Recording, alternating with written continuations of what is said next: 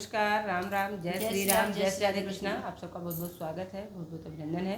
आप सबके लिए एक प्यारा सा सोहर गीत लेकर आए हैं जो कि ज्योतिया व्रत पर आधारित है। तो आप सब सुने, आनंद ले। कमेंट बॉक्स में बताएं गीत कैसा है।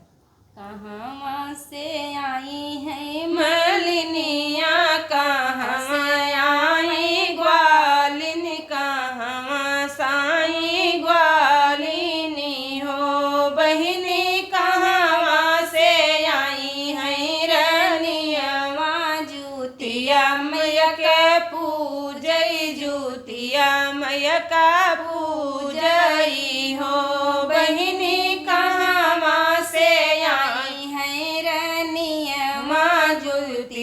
मैया का पूजई, जूतिया मैया का पूजई हो। बगिया से आई है मालिनिया, गौशाला से ग्वालिन, गौशाला से ग्वालिनी हो बहिनी, महले से आई है रनियवा जूतिया मैया का पूजई, जूतिया मैया का पूजई हो बहिनी, महले से आई है रनियवा जूतिया मैया का पूजई, जूतिया मैया का पूजई हो।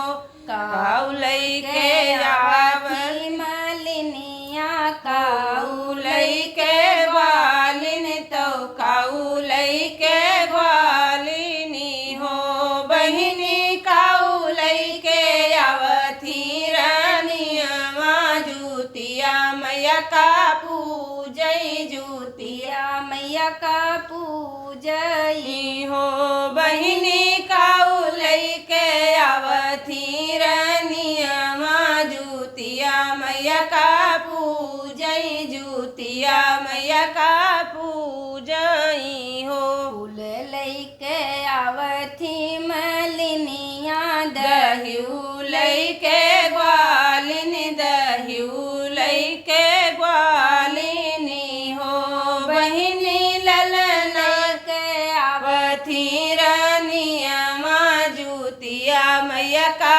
पूजई, जूतिया मैया का पूजई हो बहिनी, ललन लैके आवती रनियवा जूतिया मैया का पूजई, जूतिया मैया का पूजई हो। जी पाजी जब निकरी निहुरी पैया ला